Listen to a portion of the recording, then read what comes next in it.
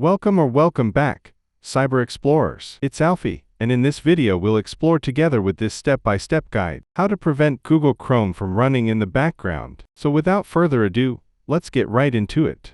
Open Google Chrome on your computer. Click the three-dot menu icon in the top corner, and select Settings from the drop-down list. In the Settings menu, click on System on the sidebar. Locate the Continue Running Background Apps.